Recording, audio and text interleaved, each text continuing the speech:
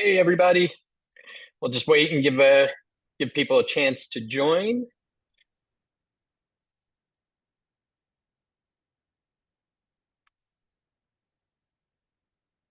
Hello, Brian. Hello, everybody. Hey Gennady. Hey Shanine. Hi, everyone. Can you hear me okay? I can hear you. Can Okay, you hear because I me? was having issues earlier with my headset. Technology works. Hey, how are you?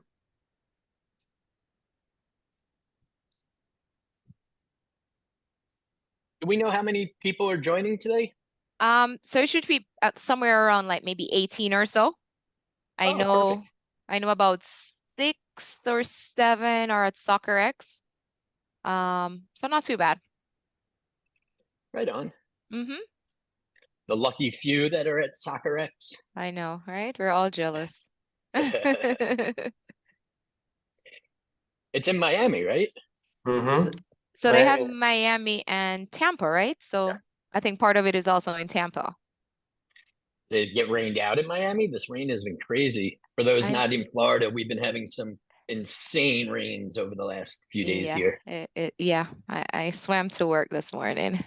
We Yeah. had a And big we event had yesterday. our What's that? event yesterday, Innovation Right. Day. Yeah. Yeah. I So, was traveling home from New Orleans. I was at a conference there, and I left my hotel at a little before 8 a.m. and I didn't get home until after 5:30 p.m. I was so delayed because of the rains, and it stay was, behind. yeah, and that's why I wasn't there yesterday. But everybody came in wet, huh? So But they funny. showed up. It was a good event with a full house.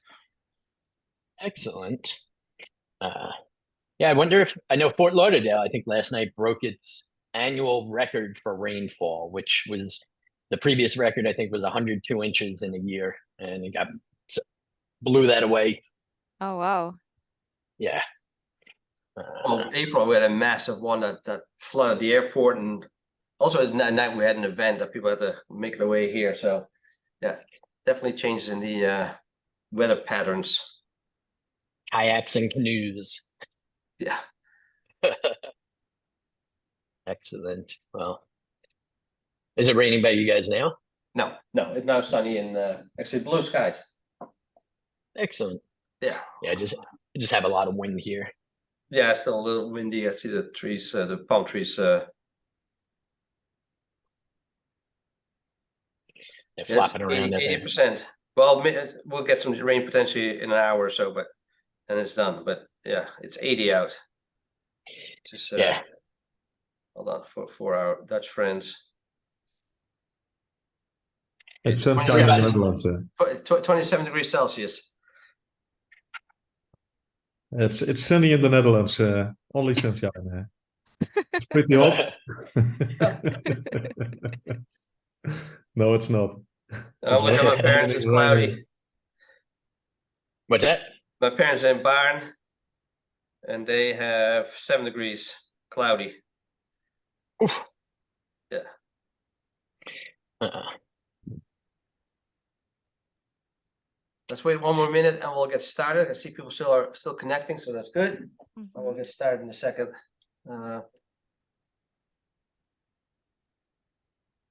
Excellent.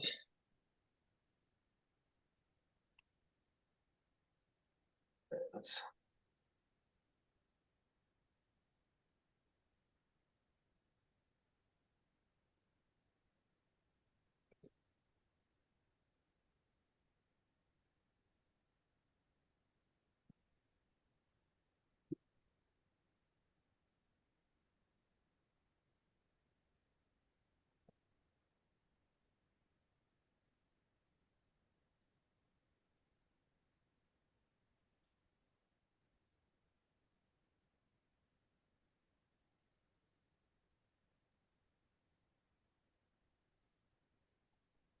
Another moment.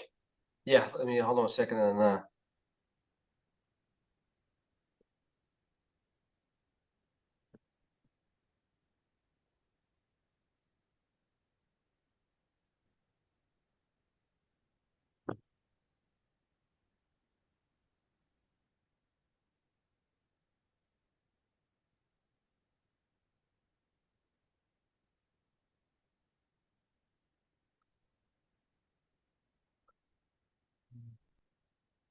Yeah, I think we should get started. We're at 20, and again, there might be some folks starting or jumping in a minute. So, hold a second. Hey, no, because I'm about to start with the program. I'll call you back in the.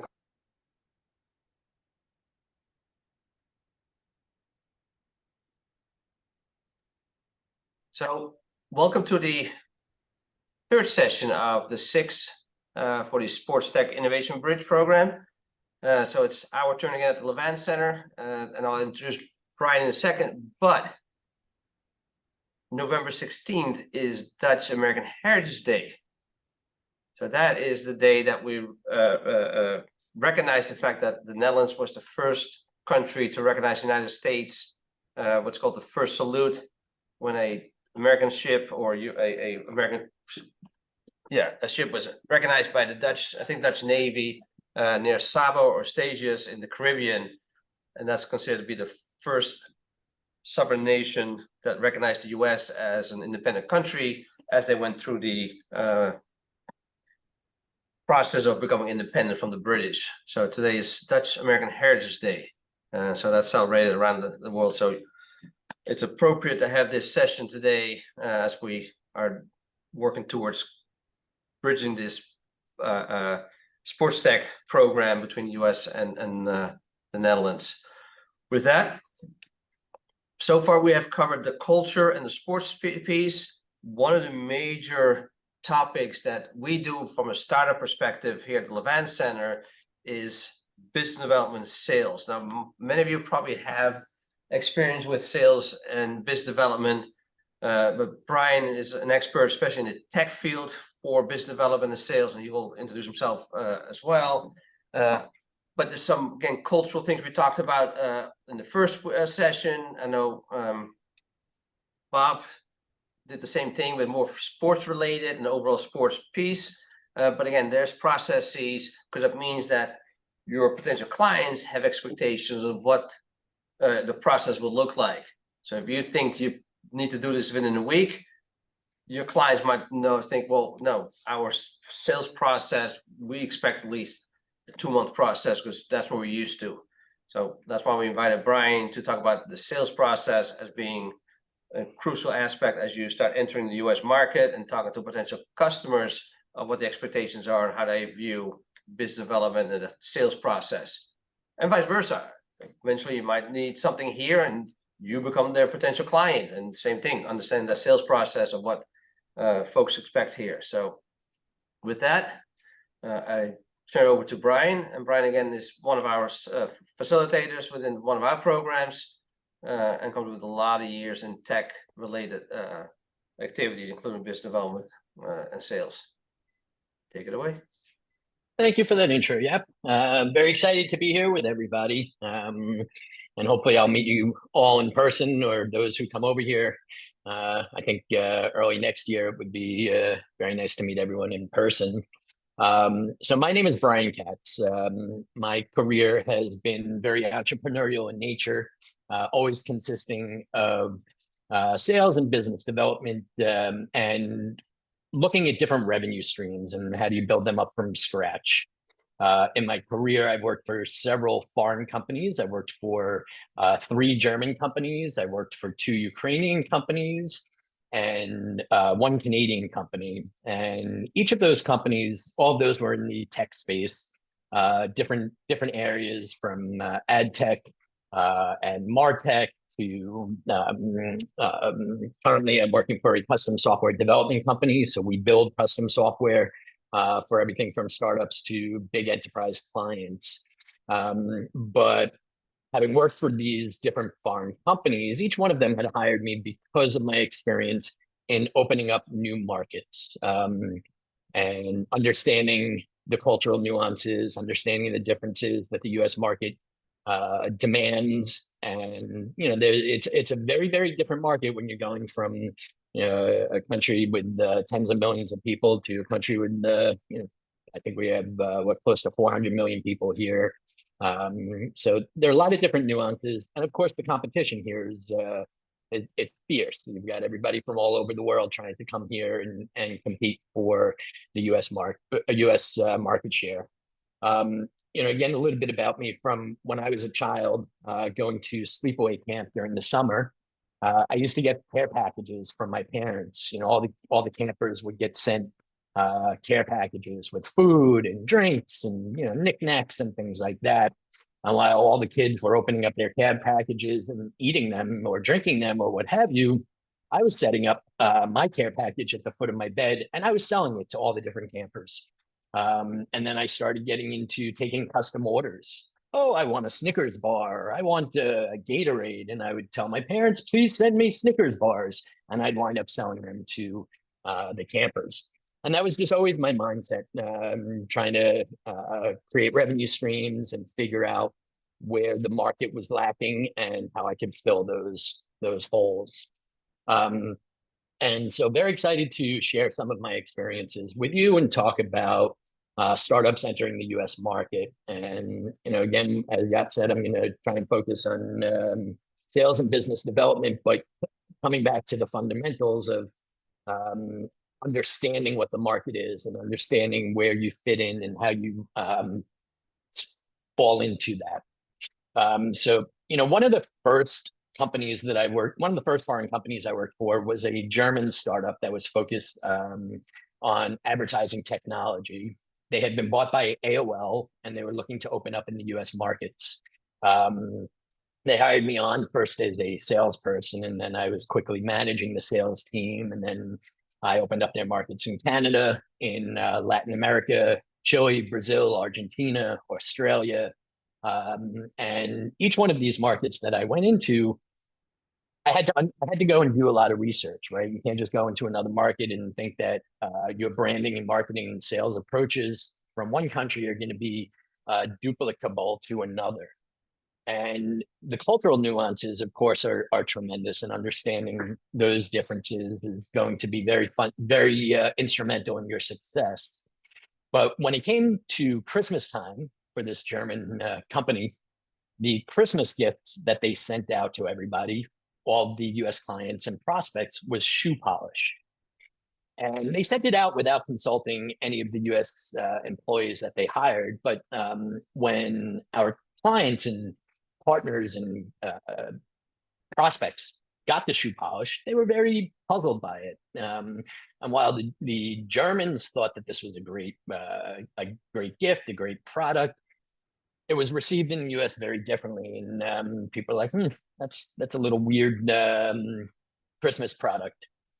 And so right there and then was an opportunity to start to help the company understand the nuances. You can't take what works in one and just dump it into another. And that's an example of some of the things that we will go through here, but it took a lot to get them to understand that they had to think of the US market not as an extension of their existing business, but almost as a new business. And when you're thinking about it as a new business, that takes in almost creating a separate business plan and a go-to-market strategy. Because again, the US market is very different. But starting to talk about Dutch sports tech startups eyeing the US market. Obviously, you have to have an understanding of the industry. You have to build and maintain a robust network of connections and people, which we'll talk about, but that's obviously challenging when you're not here in the market and able to meet people. Adherence to legal requirements, and I believe that's a separate session. Cultural adaptation. That is a very, very important thing to consider. And even when I was going into Latin America, going into Chile and Brazil and Argentina, those are markets where things like being on time for a meeting is not as important as it is in the US. And you have to learn to just accept that for what it was and not get mad and kind of fall into, all right, I guess I just have to sit here and wait. Where in the US, if you have a 10 a.m. meeting, you better be online at 9:55. 9:55 is on time for a 10 o'clock meeting. 10:05, 10:10, you're too late. And that's not the same everywhere around the world, and thinking about things like that, very important. And And of course, building a strong digital presence. That's going to be very, very important here. And that also comes back to not just duplicating your websites and your marketing materials that you currently have, but really thinking from scratch, what's the messaging, what's the tone, what's the language? And we'll go into a little bit about that.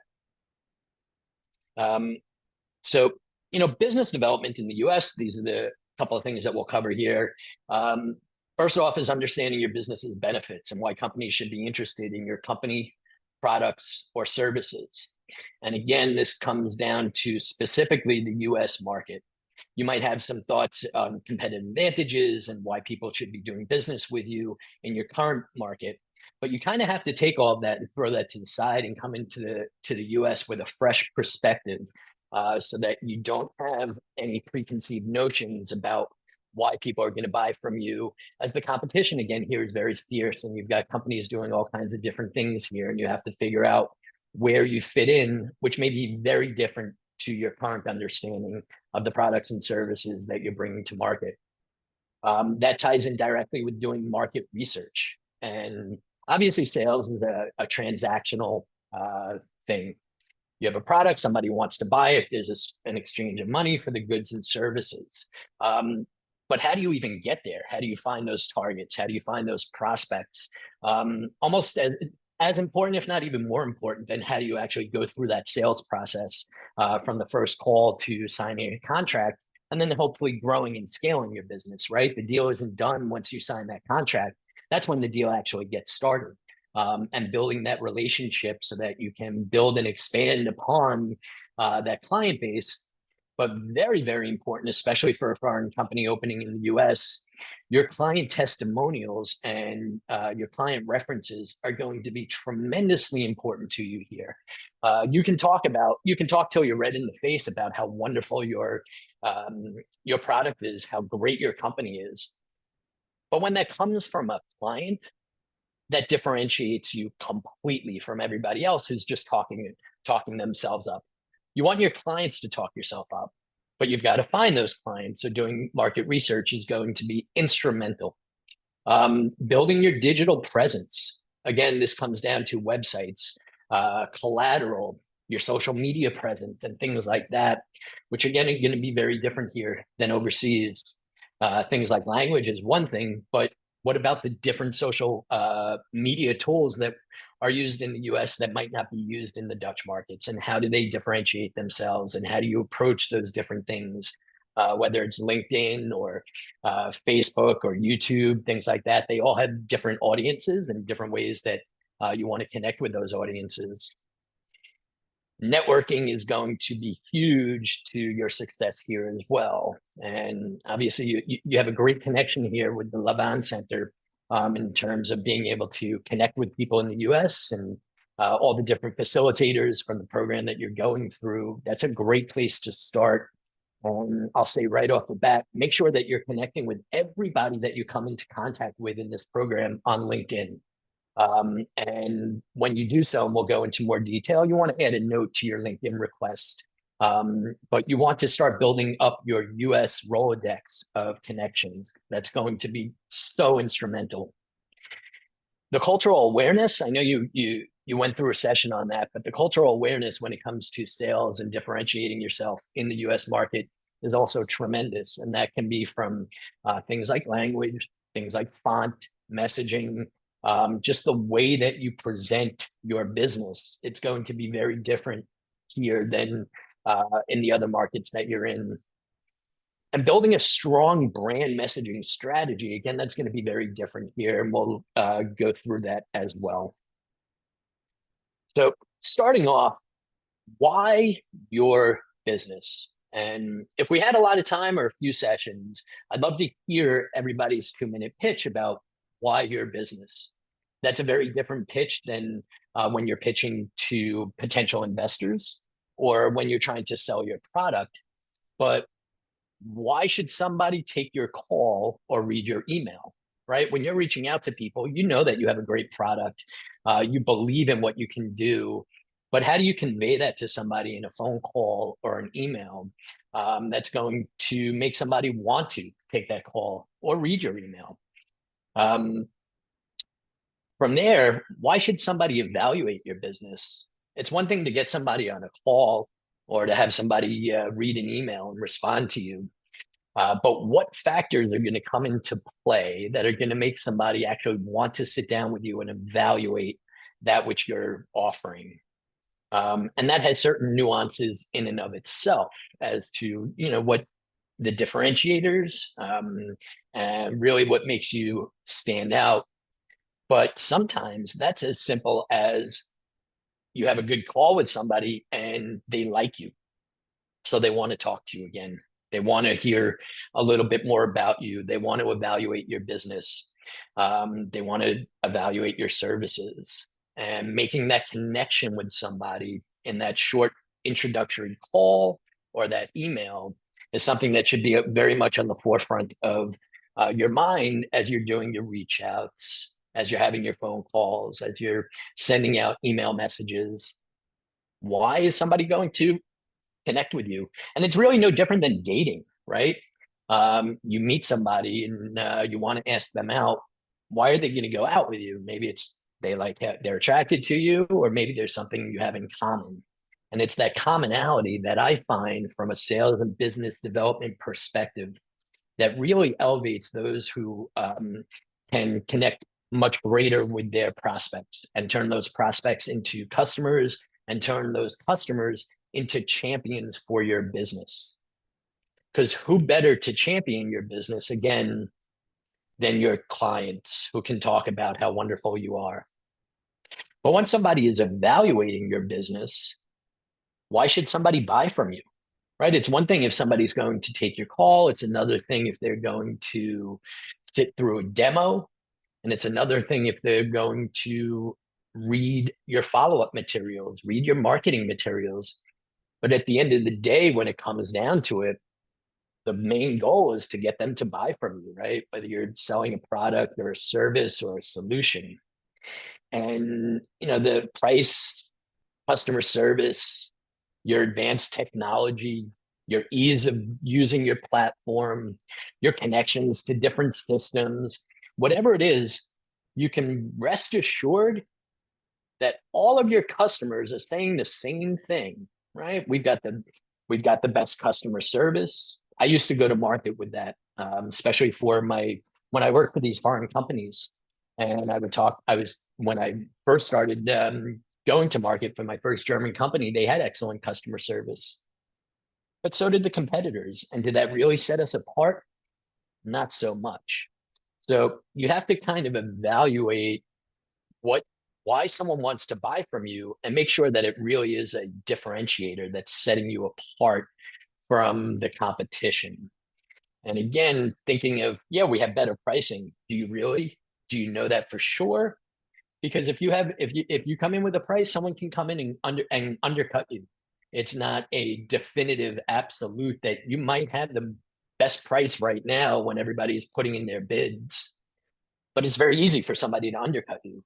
And so you have to be able to combine all the reasons that somebody wants to buy from you. And again, a lot of that comes back to the relationship. Once you have that customer and you're scaling them, the next step is creating champions out of them. Why should somebody refer business to you? The best way you're going to grow your business here is through referrals, through word of mouth, through having champions at your client base, people who can go to market, people who are out there talking to other businesses and having conversations with someone saying, yeah, I need X. And they're going, oh, we've got the best partner for X services or X solutions. And so building relationships to the point of having a champion is another thing that is going to be tremendously beneficial for you and a real differentiator. Because when you have a champion in a company, there's nothing better than that. And it could also be that you're working with a big company and you get just a little sliver, maybe one little department. If you can get a champion in that department, they're going to be able to help you knock down the doors of the other departments and help you grow within that one business. And oftentimes that's going to be your best way and kind of easiest way to really grow your business. You already have a contract. You've already gone through all the due diligence process that the company puts you through, the procurement process, as we call it. So once you have all of that in place, let's go knock down the other doors of the other departments and see how they can see how you can offer your services and products to them. Thinking about what differentiates you and how, that's also another very, very big thing. And people often fall into the features as opposed to the benefits. And this is something that I've seen a little more specifically important in the US market, although it's pretty important globally. But in the US market, having a much greater volume of competitors, both emerging new startups and well-established companies, it's not so much that you have this particular feature that's going to differentiate you, but how that feature benefits your customer. What does that really do to help accelerate their business, to help generate new revenue for them, to help cut costs for them, and to help them get their products and services to market quicker? Those differentiators, those benefits are, again, something that's going to set you apart, and that's going to tie into your sales pitch. Sitting there and listing a whole bunch of features, you're going to see them gloss over. A lot of those features competitors are going to have. But when you can tie those features into direct benefits that your prospect or client can see and can verbalize themselves, can they tell other people in their company what the benefits of your business is? If they can't do that, then you haven't done your job right in terms of simplifying your message and delivering those differentiating benefits. That's really something that needs to be thought about. And again, think of it in terms of benefits and not just the specific features. And that's going to change your mindset as to how you build your go-to-market strategy, how you build your sales deck, and things like that. Because your competitive advantages, again, your customers, your competition, saying a lot of the same things. We're going to talk about later doing market research on your competitors so that you can deliver the best sales message. But your competitors are doing that too. They're doing all the research. They're looking at all the other companies out there and trying to figure out their competitive advantages. And so I think we hear somebody. Can you go on mute? Oh, perfect. So, thinking about your competitive advantages in terms of the benefits to your company and growing their revenue, decreasing their costs, speeding their time to market, or just amplifying their brand in the marketplace. And I know several of the startups here are focused on green initiatives and things of that nature. And that's a growing segment of doing business in the US, probably not quite as big and relevant as it is in the Dutch market. But those are tremendous competitive advantages that you can be sure that a lot of US companies aren't necessarily thinking of. When you're thinking about developing your go-to-market strategy and your sales plan and thinking about how to build a sales funnel, when you're building a sales pipeline, whether it's yourself doing the selling or hiring a salesperson, you have to think about your target demographics, right? You all know that. You're all in business. You're all thinking about that for your current markets. Who are your target demographics is one thing. But which of your target demographics constitute your low-hanging fruit? And what I mean by that is when you're coming into the US market and you're building out your pipeline, you want to think about one major category. Who are the easiest companies for you to sell to? And those are the ones that you want to dedicate a good amount of time in the beginning, because as you get clients, again, that ties into getting champions, getting client testimonials, getting case studies, getting references. All of that falls into your sales toolkit, and being able to work on those, even if it's a small customer, building a case study and having them as a testimonial and a reference is really going to help you tremendously. So you want to look at your low-hanging fruit. Where should you be putting your time and your effort and your money? And oftentimes entering a new market as a startup, you don't have much money, right? You can't do big advertising campaigns. You can't hire a big sales team or a PR firm to do your to go to market for you. You have to do a lot of that work. So why not spend that time in the most efficient way possible and target those that are going to be the easiest to close and for you to actually deliver upon? You know, the idea of going after a big customer and getting this big client with all these needs and these big budgets are great, but can your business handle that? And again, I know a lot of you are in different places in your business. Some are, much newer startups, and some are more established businesses.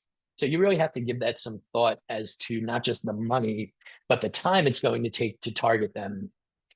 And as you're building your sales funnel, while you're targeting this low-hanging fruit, those who you can hopefully close easier, close quicker, obviously get a little revenue coming in, but getting those champions in the market for you, those voices to be your mouthpiece, you also do have to be thinking about your longer-term targets. And these are often more strategic in terms of bigger clients that can really make or break your business, and thinking about what it's going to take to get in that door. And as you're building out and maintaining a sales funnel, as you move people through and companies through the process, through that pipeline, from intro call all the way to contract signed, every time you move a company through to the next stage in your sales pipeline, you want to be backfilling the earlier stages. So at no point do you, at any given point, you want to have multiple prospects in each of the different stages of your sales funnel. Introductory call, follow-up documentation, demo done, pricing negotiations, contract negotiations, verbal commitment to signing contract. Those are often the different kinds of sales stages that you're moving through. And again, a lot of you are already doing it there. But coming into a new market that's a very, very different from size, from culture, and from needs, you want to be thinking about both of those. The easy to get customers, and nothing's easy, but the easier.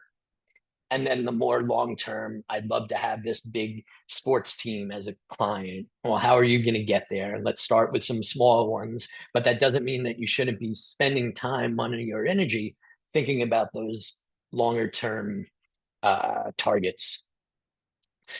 Any questions so far before I go on? All right, great. So a few things, coming into the US and doing market research. Again, you've all done your market research in your current markets. But you have to, again, think about, as you're coming in from a sales and business development perspective, what is this market you're going into? Who are these? What is the sports market comprised of? And I think you had a session on that on the sports piece already. But obviously the sports environment here is very different where you guys are all located. It's almost it's $100+ billion business here between youth sports, professional sports, and everything in between. And so even something as simple as European sports teams often talk about clubs. We don't use that term here. We use more teams.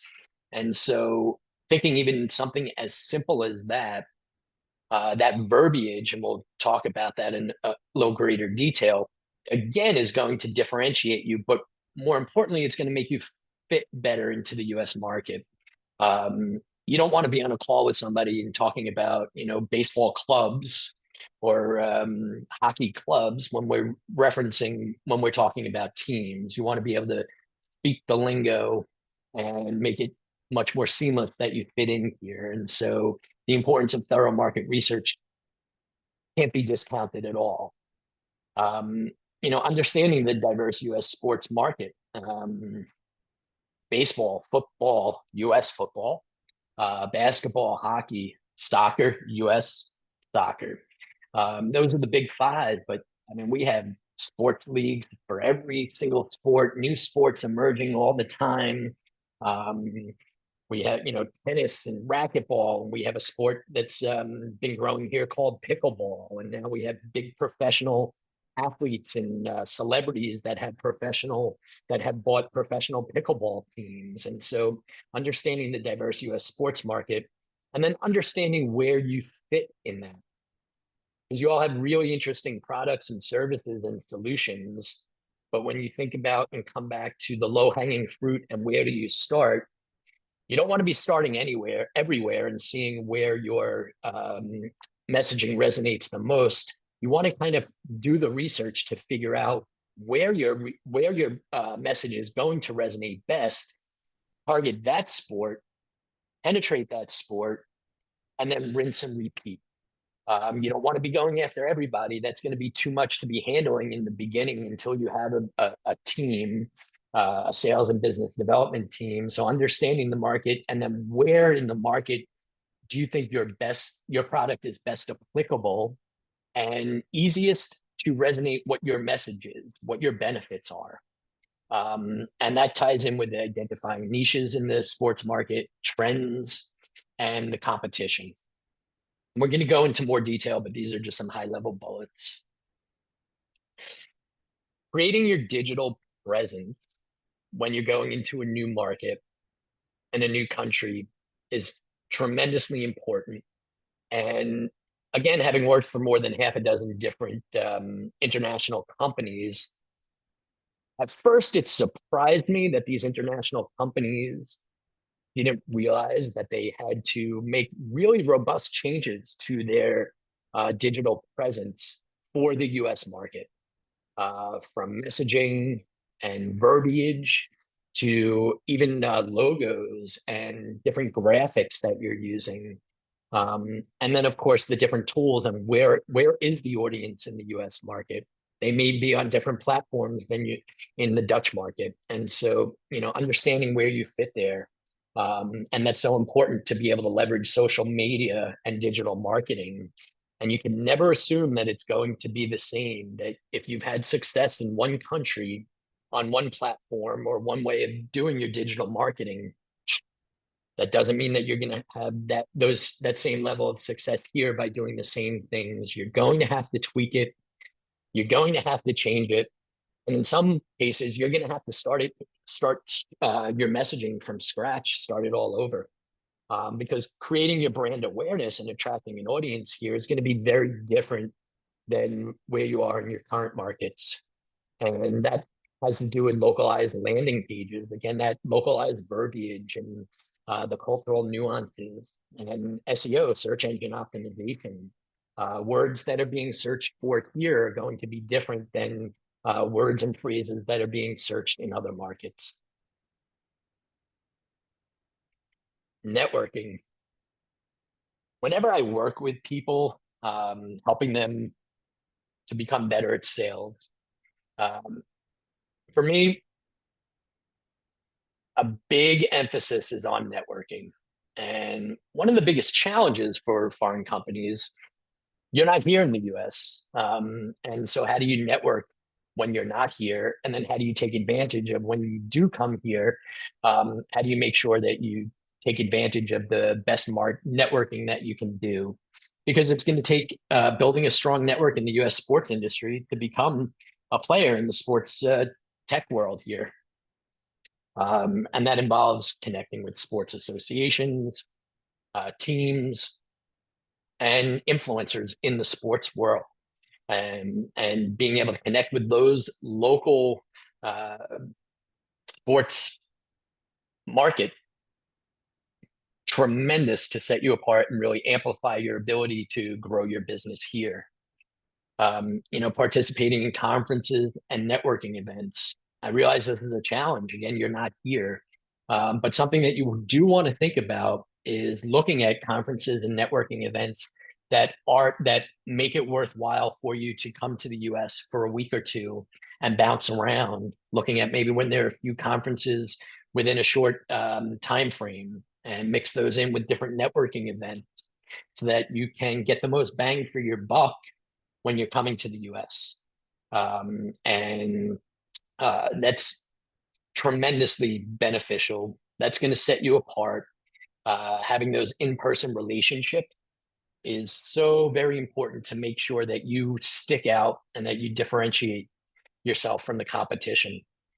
And tying that in with LinkedIn, LinkedIn reach out is something that I push on everybody, because it's establishing a connection. It's refreshing somebody's on who you are. When you meet, what did you talk about? Oftentimes when I'm not at networking events and conferences, I barely talk about business. I talk about my 3 rescue dogs. I talk about sports that I like. I talk about activities that I do, scuba diving, this, that, because it's those things that are going to make somebody remember you. So that when you're meeting somebody, and it can be virtual too, when you're reaching out to them, you want to make some kind of relevant message so that they remember you. Hey, Joe, it was really nice talking to you at that networking event. Great talking to you about your dog and blah, blah, blah. Or I love that you're a New York Mets fan. Something so they go, oh, right, that's who I spoke to. Because I've spoken to a lot of people. And at the end of the day, you want to differentiate yourself and make sure that you're standing out and that they remember you. So very, very important to send out those LinkedIn messages and connections right afterwards. I see a lot of people make mistakes and they don't get to that right away. They get to that a week later, 2 weeks later. And by that point, a couple of things happen. The people don't remember you as well. And they also perceive that you're not quite as hungry. You're not quite as motivated. The US market moves very, very, very, very quickly. And when you're thinking about sales and business development, you need to be first to have that conversation, first to send follow-up documentation, first to get in person and do a demo, because it's that speed that's often recognized as a reason why people do business with me. We have inbound requests on our website, right? People come and fill out website submission forms. And when I get them and when my team gets them, I don't want responses within 24 hours. I want responses within 12 hours. And if you could get the response within the hour, even better. Even if it's something as simple as, hey, I just got your information, nice to meet you. I'm going to gather some information and I'll send it to you later in the day. But if you get that quick response, that kind of emanates that this person is serious about doing business with me, and they get the impression that that's going to be the service that they're going to get from you as a salesperson, as a business person. And that's what people here want to see. They want to know that if they reach out to you with a question, with a concern, if they're a client of yours and there's an issue, that when they reach out to you, you're going to respond immediately. And if you don't do that in the beginning, it's going to be very hard to convince them and give them the confidence that you are going to do that once you're a customer. All too many times I hear horror stories of people signing up to do business with somebody and then crickets. And you would think it's the opposite. Great, they're a customer. Let's build this together, blah, blah, blah. But if you're selling a platform and they can go and just utilize the platform and they're reaching out with questions and you're not responding, that creates a very bad relationship and certainly isn't going to create a champion or someone who's going to refer business to you, right? So making sure that you reach out and connect right away and send an email as well, so you get the dialogue going directly on email and not just on LinkedIn. That's also very, very important. But speed with response time, so important here, and it's important everywhere. But US markets, especially when someone else is coming in, that's a very big thing that stands out. And when it comes to LinkedIn reach outs, I have here cold, warm, and hot intros. For LinkedIn purposes and reaching out, it's, you have a target sports team that you want to reach out to. you can reach out to them cold and, reach out to all different people and hope that somebody responds. But if you can have somebody who you are connected with, oftentimes on LinkedIn, who you see that's connected to that sports team, that's the way that you want to go. That's going to give you a much better response rate. And again, that ties into the low-hanging fruit. How can I open up this door? How can I get the conversation going? So think about who in your network can help make intros for you. But as a foreign company doing business in the US, networking is one of the most important things that you can do, while being one of the most difficult things, because you're not in person so much. So thinking about that and how can you maintain that message. Yeah, so we see LinkedIn seems to be very important. What about the other social? Where do you need to show? That's a great question. And we're actually going to cover that in a little bit. Right, all of those that you mentioned. But understanding when it comes to YouTube, Instagram, Facebook, Twitter, all of those, understanding who are the audiences that are on those platforms, right? It's going to be very, very different people that you're going to be able to reach that are on LinkedIn versus other platforms. So it's not just about what platform should you be using, it's what platform has the clients and the audiences that you're trying to reach. And there are a lot of social media platforms that are much more targeted to younger people. And they're much more like LinkedIn is much more of a professional audience, right? Facebook is going to be much more general. Instagram is very important for having showing your continuing presence and for sending pictures of you at trade shows and people being successful with your business. But we'll get in a little bit more into that a little later on.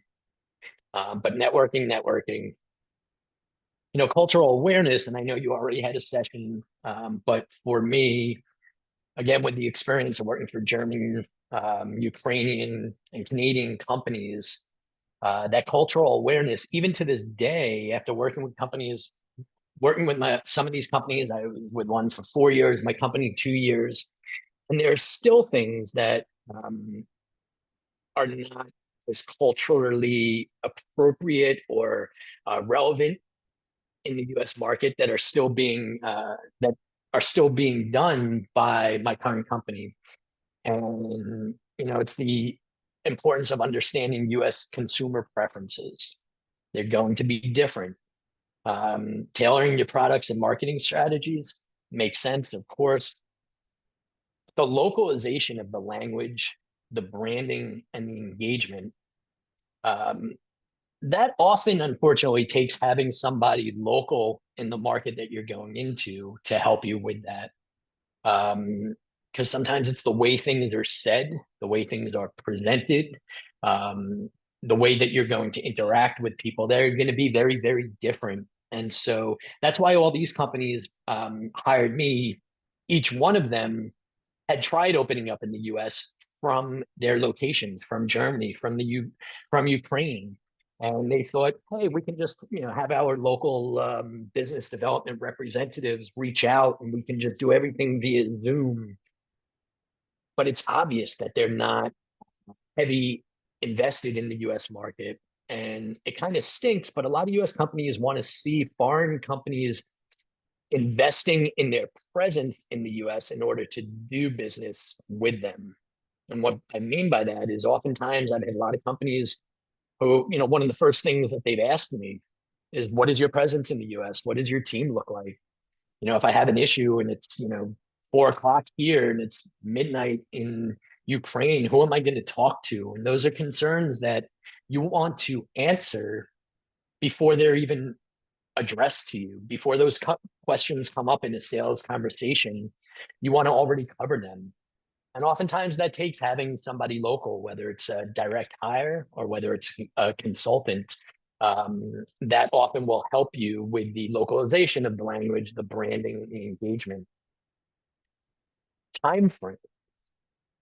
When it comes to cultural awareness, the time frames for doing things, like I've mentioned now a couple of times, man, this is going to make you stand out tremendously so from your competition. And like I mentioned already, things like following up after meeting somebody with a LinkedIn message, an email message, connecting with their company website, following them on Instagram and Twitter, doing that immediately and setting up a call immediately while things are fresh, while they remember that they enjoyed the conversation they had with you. That's very important. But I remember one of my first business trips to Chile when I worked for an advertising technology startup. It was owned by AOL, and I was competing against Google's platform. And I went to Chile, went out for dinner the night before the day of meetings, and spent the whole night with basically the key decision maker and the guy who was going to be driving the discussions. And we bonded and we had a great time. And the next day, his meeting with Google was at 9 o'clock, and his meeting with my team was at noon. Well, he told me later on that he did not get to the office for the Google meeting until about 9:35. And that's just what it was there. And if you get upset, you get discombobulated, you get thrown off your game. All those things are easy to happen when something's not going smoothly, right? And you're sitting there waiting and you're anxious. But what if you know already before you go in that, hey, they might be late and that's okay. They might be late and I have to accept that and just be smiling when they get here and move on.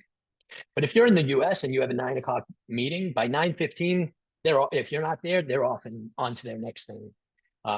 If you can't be on time for them, they're not going to want to do business with you. If you can't do proper follow-up, they're not going to want to do business with you. If you can't get back to them right away, all those things in the US especially, and again, I'm not discounting that that's not important in the Dutch market, but what I'm saying is that there are specificities in that differentiate the US from a lot of other markets out there. And that ties in with the follow-up cadence. And the cadence is the speed at which you are sending out your messages. You meet somebody and you send them an email and they don't respond. How quickly do you send them another email? Do you do it the next day? Do you do it 3 days later? Do you wait 2 weeks? You don't want to be overly aggressive. You don't want to be too chill about it.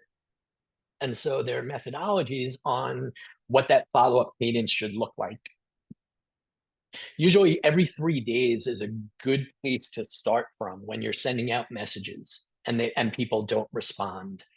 And a lot of people out there do the same kind of messaging and say the same things. By the third or fourth time that they're reaching out to me to get my business, they make some kind of joke about my not responding or them not sending, being so relevant. You've got to differentiate yourself when you're sending out the emails. But you want to make sure that in doing so and in doing your follow-up and follow-up from there, that you're not, pushing them to the point of, look, you're a little too aggressive, but you want to be on their mind. Maybe they're busy. Maybe they're on holiday. There could be a million things going on, just like all of you. All of you are very busy in your day. You're wearing multiple hats in the course of a day. And so you might not have time to respond to somebody. When they send that follow-up email a few days later, you're like, I'm glad they did because I totally forgot. And I can't tell you how many times I get that. I'm glad you sent me that follow-up, Brian, because I've just been so swamped and I forgot to, get back to you. So follow-up cadence is very, very important. And usually a good rule of thumb is every 3 days. But then how long do you keep following up with somebody to get that first conversation, right? And you'll see people that all kinds of methodologies and approaches, and you have to kind of find the one that's right for you. But, by the sixth time that you're sending out a message and they haven't responded, that's usually when you can not throw in the towel, but mark a note to reach back out to them in a month or 2 months. If you know that they have a need, if you know that they're in market for your product, then there's no reason not to just continue every 3 days. Hey, just checking in to see when we can have that call. Hey, checking in to See if you got to read the collateral I sent you. Hey, I saw this article that's really relevant to your business and I wanted to share it with you. You want to not just continue reaching out and begging them for their time, but you want to, without having ever spoken to them, start to build value.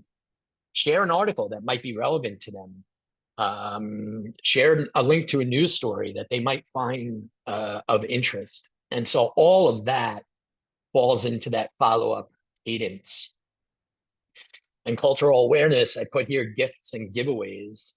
You know, once you have your presence here and you're thinking about things like gifts and giveaways at trade shows or for holiday gifts, or even just a follow-up for somebody after they sign a deal with you to send them a nice thank you present.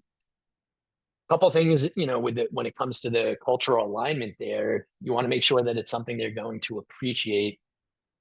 And oftentimes, there's nothing wrong with sending them something that's going to be branding for your business, like a backpack or a t-shirt or a hat, so that you're not just giving them a gift, but it's the gift that keeps on giving. If they're wearing a hat with your logo on it at some sports event and somebody asks them, oh, who's the hat? Word of mouth. You've got that person talking about it. So, you know, those are often the giveaways that I like to look at, something that's branded, that's going to be seen. You know, pens and notepads are often another great one. Everybody does that, and those are at the, you know, low cost but high value. So you want to think when it comes to that, the cultural awareness in gifts and giveaways. So any questions before we go further?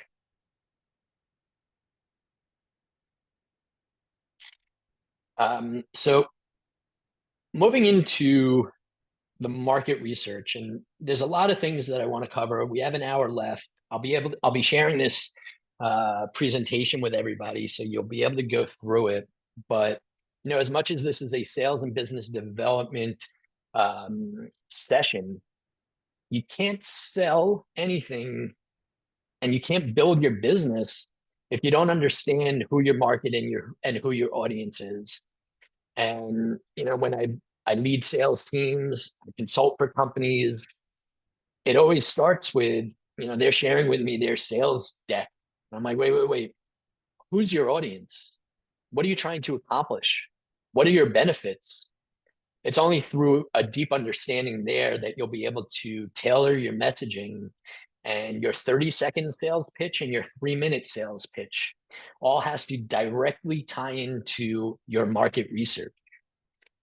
So, you know, going through some of the things that, again, a lot of you probably did for your business in your current markets, but you have to kind of go through those drills again and create a separate marketing strategy and go-to-market plan as you enter the US market. Starting with defining your objectives. You know, what do you want to achieve in your market research? You need to understand the competition. You want to understand who are potential partners, and partners can be other technology companies that fill a gap or pick up where your product leaves off or covers even before they need your product, so that you can become maybe a greater ecosystem for your partners, a total product offering from A to Z. Or it can be partners that become resellers for you. Maybe they are in a similar business as you, but they don't do what you do and you don't do what they do. And are you talking to potential clients for them? And are they talking to potential clients for you? So potential partners can be referrers.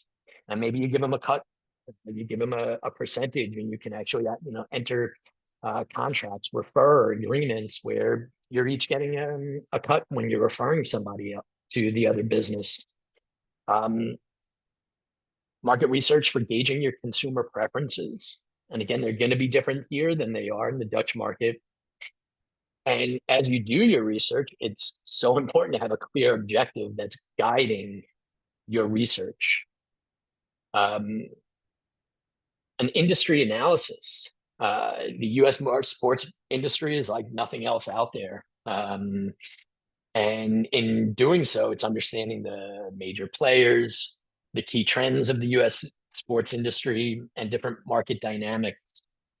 And this includes traditional sports, emerging trends, and fitness technology, fitness wearables, fitness technology. That's a big part of what you guys are all doing.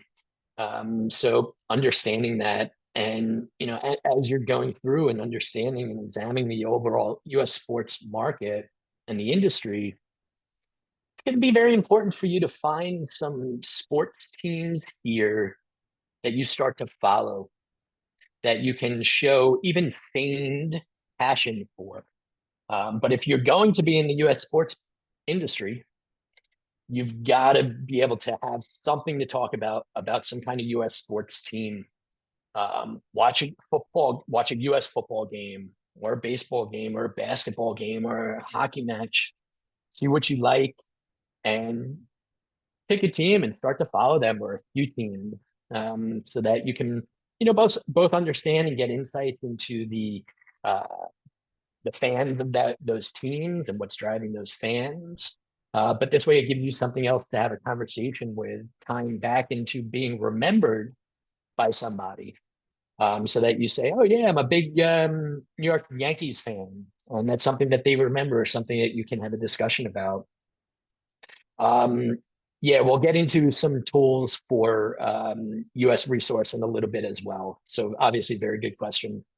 And in conducting your industry analysis, defining your target audience in the U.S., demographics, that's an easy enough one, right? Age and gender and things like that. But psychographics and behavioral factors, what drives those people to follow those teams? What drives them to be passionate about it? And what motivates them to be a fan of a team or a fan of a sport? And understanding that psyche and understanding those behavioral factors are, again, going to help you when it comes to your messaging and your sales pitch. When you think of your sales pitch, especially here in the US, you're at a conference or a trade show or a networking event, you've got maybe 30 seconds to make an impression.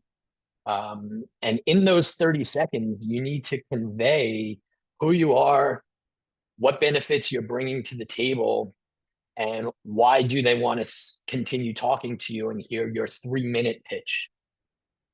That's a lot to convey in 30 seconds. And that comes to understanding who your demographic is and what motivates them, so that you can adjust that message. And I'm sure you all have your 30-second sales pitches. Maybe not everybody. And, separate from this session, I'd be more than happy to, have conversations with any of you around those pitches. But in your figuring out your target audience, you also need to break that down into the various people in those at your target companies, right? If you're talking to the head of corporate sales for a sports team, or you're talking to the head of groundskeeping for a sports team, or you're talking to the chief financial officer of a sports team, they're all going to have very different needs and very different things very different messages that are going to resonate with them. So while you have your 30-second sales pitch, you need to be able to adjust that for the person that you're speaking with, the title that they hold, and therefore what's important to them and what's motivating them and what's driving them. Coming into the US, I'm sure you all have your competitor analysis for your local markets. You've got to start from scratch again here. And continuing to tie things in to stuff that we've talked about in the beginning, those benefits, those differentiating factors are going to come from a good understanding of your competitors. And so identifying and analyzing them is something you have to absolutely do. You're probably doing already, but that's something that you have to stay on top of. Even if you can, look at their collateral, look at their clients, look at who they're following on LinkedIn, look at who's following them on LinkedIn. so that you can understand how to differentiate your products or services based on your competitors. And it's not just a one and done session. It's not just looking at them and creating a profile for your competitor and you have your competitor analysis done. It's staying on top of it. So you want to follow them on LinkedIn. You want to follow them on Twitter. You want to follow them on Instagram. You want to set Google alerts for any time that your competitor is mentioned, so that you can know if they're coming out with a new product, if they just signed up a new client, if they're going to be attending an event or a trade show. All of those things people are sharing freely on social media. And by setting Google alerts and following them, you can be really up to date on what your competitors are doing. And in some cases, you're going to mirror them and go to the same events and look at the products and the new services that they're offering and think about, can I offer those services? Can I build that into my platform?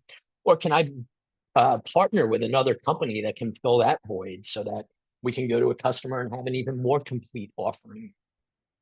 The legal and regulatory landscape, I know that's a whole separate session, so we're not going to address that here, but obviously that's very important to understand as a startup coming into the US market. Customer feedback. There's no better way to understand your business, understand your sales approach, understand the benefits of your product offering than flat out asking your customers. And there are all kinds of companies that do surveys, and there's all kinds of techniques to gather feedback that are statistically significant. For example, if you pay somebody $20 to give you feedback, that feedback is often going to be biased as opposed to somebody who doesn't have skin in the game, who's not getting compensated for their market research. Those are the ones who are going to generally be more honest and upfront with you.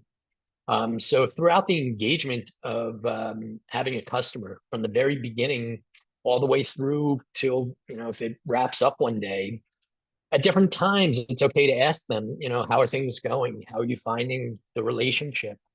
If you have a sales manager or a business development executive who's managing the relationship, it's okay to ask, how are things working out with your sales manager? You want to be, proactive in identifying potential challenges before they ever become obstacles and before they ever become too big. So, getting customer feedback, getting prospect feedback is very, very important to understanding the market and to making sure that your messaging and what you're bringing is relevant. And there are also there are different scoring systems that you can use that you can bring to market and share that 95% of our customers give us a 5 out of 5 on customer service. That's great to say, but how do you demonstrate that? How do you validate that? And that comes back to talk to my clients. Here's case studies. Here are some references. And so getting customer feedback also helped you amplify your relationship because they begin to feel that bond with you and begin to feel that what they're sharing that you're actually taking into consideration. That doesn't mean that everything they're going to tell you, you're going to just change your business based on what they told you. But having some empathy for any struggle that they might have, and being able to give them guidance and at least have a conversation is so much more important to maintaining that relationship and building upon it versus not being aware of that and losing a client and finding out afterwards that it was as simple as they just didn't like their client service rep, and could you have assigned somebody else to them that was had a better relationship or a better dialogue with them? So the value of customer feedback is tremendous. Can I ask a question on that one, Brian? Sorry to interrupt. No, go right ahead. Have you got any tips for getting that feedback out of customers, or any times you've seen it done really well in terms of motivating them to want to do it and also making it easy for them to do it? I have. Now, so I spent a year working for a company called Vizu, Vizu, that did that's their technology was one question site surveys. They would launch a one question on their website that did not take people away. It was a very simple question that um, elicited some very good feedback from the customer that they were able to use. But by asking one question, they were able to get a much greater response rate. When you ask short questionnaires versus long questionnaires, you're going to lose a lot of people on a long question format. So in gaining customer feedback, you want to keep it very simple. You want to think about the most important things that you want to understand and learn. Is it the ease of use of your product? Is it your customer service rep? Is it something about your pricing? Pricing is is a dangerous one to get into in eliciting customer feedback, because everyone's going to say, yeah, we wish this was cheaper. And it's not something, let me say, wish it was less expensive. I hate using the word cheap because that often ties in with a cheap product. You're always going to get, yeah, I wish it was less expensive. And that's not something that you can just make happen, but eliciting a response that, they wish your product had a chatbot. Maybe you can build that chatbot in. But there are a lot of survey tools that you can utilize. If you look at customer survey tools that you can initiate on your website or send to a customer or send to a prospect that are short in nature, that will get a good response rate. So the most important thing in getting feedback is keeping it short, keeping it very, very important. You can send another survey in another week that has a different topic to be covered. But the most important thing is getting it very short. And if you're going to use different technologies that are out there, and again, there are a lot of different companies that do surveys. Another important thing is that if you're offering the surveys from your website, you don't want a survey solution that's taking the person off of your website to somewhere else to respond. And that was something that Vizu did very well, because it was a flyover onto the website, onto your page with the one simple question, and you were able to click it right there. But once you take people off of your website to somewhere else, you're going to lose some of those. They're not going to come back. So any market research you're going to do, any surveys that you're going to initiate, you want to keep them on your site. And in using third parties for it, you're going to also get a better and more honest response rate, because if you as the CEO are talking to them, they might not tell you everything. But if they're doing it in an anonymous format, or just answering very simple questions that you're able to read into, that's going to be much more relevant. That's that great. help? Yeah, definitely. And if anyone on the call feels like they do it particularly well in their business, then please do share your ideas as well. I've worked for companies too, my custom software development company, where at the end of every sprint cycle, and sprints being 2-week development cycles, when you're developing for 2 weeks, you're releasing some features, functionality, that we would send a survey at the end of the 2 weeks. How's everything going? Any feedback you want to give, any concerns that you have. And so, you'll see a different response rate if you have an A, B, C, or D selection. Very, very easy for somebody to just click. But there are also times where getting customer feedback in a long format where it's open-ended, where they can actually write out their responses. You're not going to be able to say 7 out of 10 have said that customer service is why they find us, why they do business with us, because there's going to be a lot more into it. But then you as the CEO can read through that and then it gives you a reason to have that conversation with them and, really understand the psyche of your customers better. So there's short form and long form. There's A, B, C, D answers versus just open-ended. Tell us how you find our business versus what are the things that you like: price, customer service, technology, blah, blah, blah. And there's value to both of them as well. So you want to do a combination of that.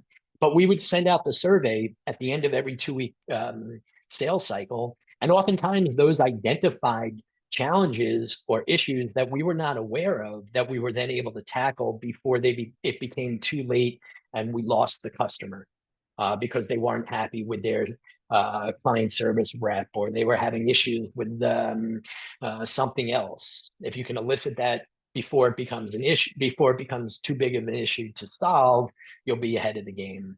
But also getting that customer feedback ties directly to your sales pitch. And your sales pitch today is going to be very different than what it is in 3 months, 6 months, a year, 2 years. Constantly refining it for your different target audiences, the different target personas within those audiences. And there's no better way to increase that validity of what you're talking about than getting that customer feedback.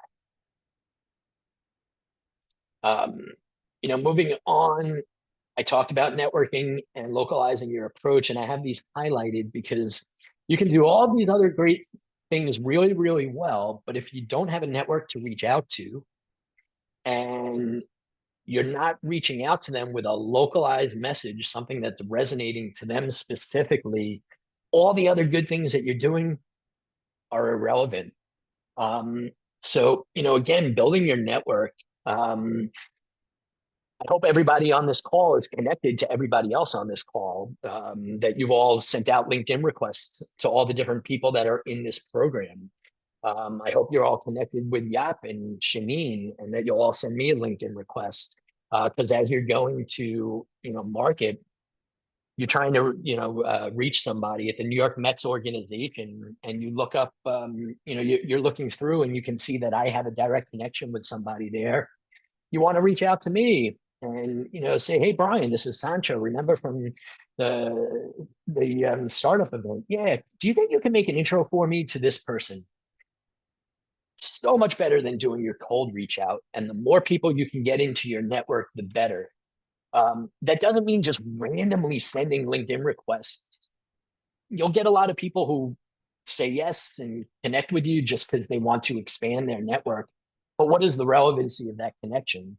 And that's where delivering some kind of message, when you're connecting, LinkedIn will ask you, do you want to add a note? Always add a note. It has a limit to the number of words that you can put into it. So it's got to be something relevant, got to be something that makes you stand out, or something that you noticed on their LinkedIn profile that you think is of interest to you, so that it shows that you did more than just, hey, let me just add them to my network so I can grow it. When I get LinkedIn requests and it's like, hey, I'd love to add you to my network, and that's it. I'm like, why? Who are you? What's the value to me? Why do I want to have you in my network? And with all the people that are involved in this program, it's direct case. Sancho, it was great meeting you in the startup event. Let's stay connected. Perfect. And so building that network remotely, that's a great way of doing it. Another great way, because you cannot attend all the conferences, trade shows, and networking events that take place here, look at who the speakers are and reach out to them. And, say, hey, hey, Joe Schmo, I see you're speaking at this, event about this particular topic. That's really very interesting to me. Unfortunately, I'm not going to be at the event, but I'd love to, grab 5 minutes of your time and have a conversation. During COVID, this was the approach. My sales approach had to change tremendously, because I rely on conferences, trade shows, and networking events, in addition to my network, to constantly fill that pipeline with prospects in the early stages, right? Just the reach out. And so when COVID took place and all these events moved online, I would look at the speakers and I would reach out to them separately from the event. I would do my research on who they were, what they talk about.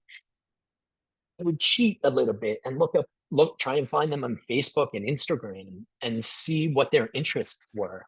And in your case, one of the best things is find out the sports teams that they're following, and look into that sports team, and find something to be able to talk about when you reach out to them. If they're a big New York Yankees fan, it's beneficial to follow the Yankees. And if you see that they make a big trade or they make a big win, that's something to include in your reach out. But you've got to be genuine. It can't come across as this is just BS, somebody trying to, use this X, Y, and Z. And that's a skill that you have to hone over time. It's not something that you can just pick up on and say, hey, I see the Yankees traded so-and-so. Good move for them. Because what if they ask you, oh, yeah, they start talking to you about it. You've got to be able to have a little bit of a conversation. But whenever I have calls and my sales teams have calls, the first 5 minutes of that call should be nothing related to business. Just like we did at the very beginning of this call, talking about the weather. On almost every single call that I have, we start talking about the weather. And then, in talking about the weather, I kind of try and steer it to something else that I saw maybe of an interest. There's a difference between, trying to connect to them based on an interest that they have versus an article that they published. An article that they publish is a no-brainer. Hey, that's another great way to reach out to someone on LinkedIn. Hey, I read your article about, green initiatives on AstroTurf on a sports team. And, I would love to talk to you about that more. My company is actually excelling in green initiatives for sports teams and for stadiums. So making that something relevant to have some kind of connection to make them want to talk to you and want to have that follow-up. And again, when it comes to speakers, it's really easy because you know exactly what they're talking about based on the website, and this speaker is talking about this, and then you look them up a little bit. So being remote, connect with the speakers or send out a message, but make sure that it's relevant, because you're not the only one that's doing that. And highlighting the localizing your approach. We've talked about this. We'll continue to beat this in, but cultural nuances and that all of those things, your product, your marketing, your communication strategies, it goes beyond just language and understanding cultural values and consumer behaviors. It's understanding things like that you can joke about, or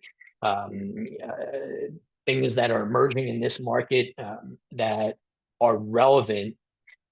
Because if you're trying to be a sports tech startup, you've got to be the sports tech expert. And that doesn't mean knowing everything about every sporting event and every sports team, but you've got to have some kind of understanding. So doing that research on just the sports market is important, and then localizing that.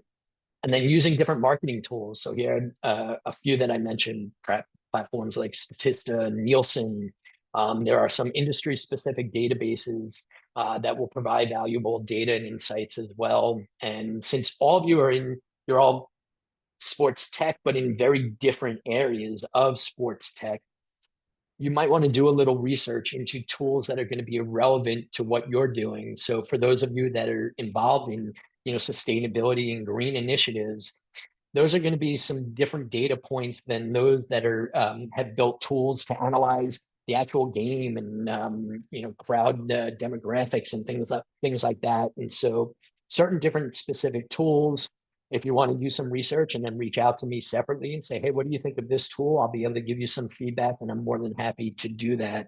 But those market research tools are going to help you tremendously. And unfortunately, several of them, they have costs involved. But those costs that are involved should be able to pay it forward in multiples by even just getting one client on board because of that research that you did. So valuable, but find one or two tools. You don't need multiple tools. Find a tool that's going to be best for you, that's going to fit into your budget, and that's going to give you insights that's relevant to what you are trying to do. And those will differ a little bit. Pilot testing. This is something that I struggled with to change the mindset at some of the foreign product-oriented companies that I worked with. They said, hey, we have, great clients in Germany, so we can just come to the US and, talk about how great our German clients are. That doesn't translate. US companies want to know what you're doing in the US market. And to get into the US market, consider pilot testing. And this can take up a few different areas in terms of, are you going to do this for free?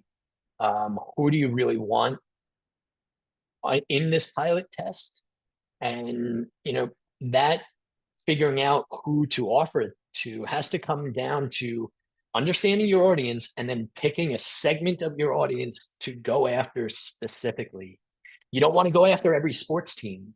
You don't want to go after every sport. You want to find one that you can really start to put all of your energy in and offer up a pilot to get that real world feedback, identify some challenges, and make those necessary adjustments before going on to your next clients.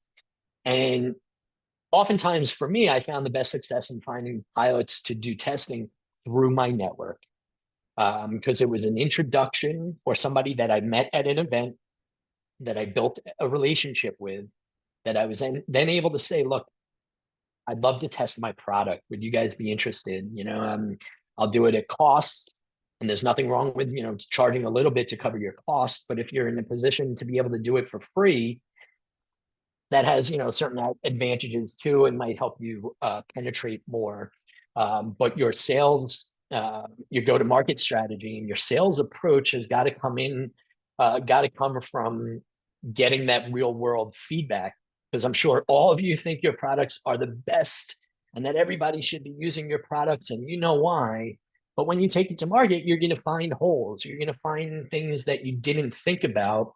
You're going to find challenges and objections that weren't brought to your attention. And being able to adjust those on the fly are going to be very valuable. And the only way you can do that is from people actually using your product or service. And the last thing in market research is staying updated, right? You do all this research, you go to market, and then 3 months later is new products or new initiatives that you're not aware of. So you've got to be the expert in the segment that you're trying to penetrate, the sport that you're trying to be most closely tied to in the beginning. And you've got to be reading industry research and industry publications. You've got to be signed up for Google alerts. You've got to be following those companies and sports teams on LinkedIn and Twitter and Instagram, and you've got to follow your competition so that as they're making announcements about new green initiatives or pivoting to new technologies or how they're using artificial intelligence, you can adapt, you can change. Maybe you won't because it's not relevant to your product or service. But at least you can also talk about it when you're having that conversation with somebody. They bring up something, you don't want to be completely in the dark as to what your competitors are doing when it comes to artificial intelligence. You want to bring that up before they bring it up to you. And that makes you stand out. That makes you sound like the expert. And so staying up to date on on the markets, on the teams, on the technology and consumer behaviors, that's really going to help you exponentially, especially as a startup coming into the market. So, now that we've talked about market research, and again, even in my position where I am, there's not a new segment that I go into or a new customer that I go after that I don't do that market research. If I'm trying to get in with a big company, I spend time doing all that market research to make sure that I have the best shot. And it's targeting one segment of the business, targeting people that I know, going to events where I know that they're going to be at, whether they're just attending or whether they have a booth at a trade show. So doing that market research is so very important to having a proper go-to-market sales strategy. And the other side of that ties into having creating your digital marketing strategies for the US market, things that you've already done in your current markets, but again, you have to think about very differently.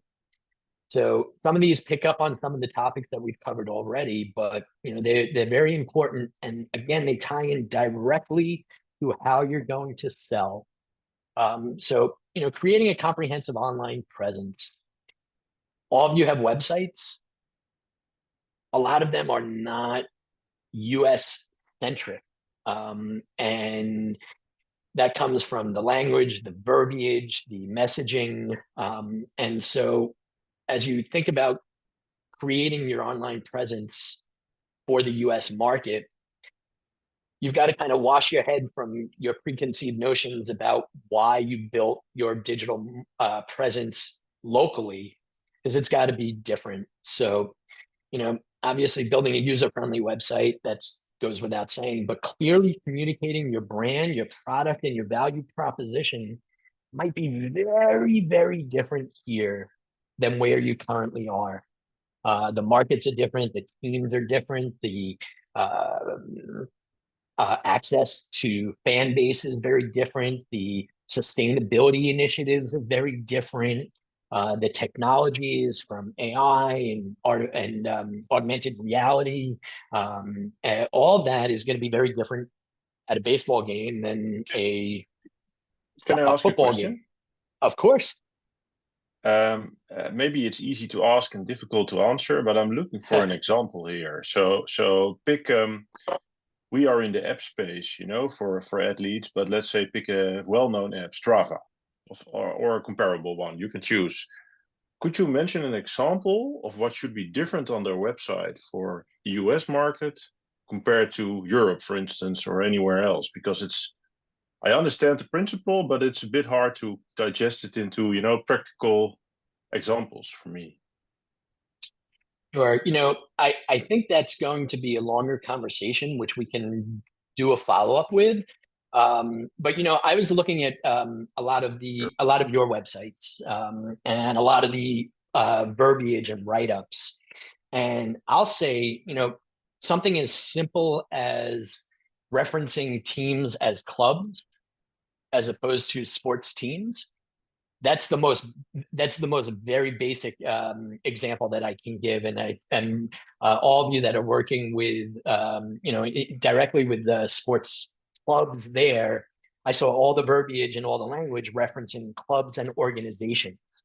And if you try to create language mostly, so the type of words you choose, there's that component, but there's also the clearly communicating your brand.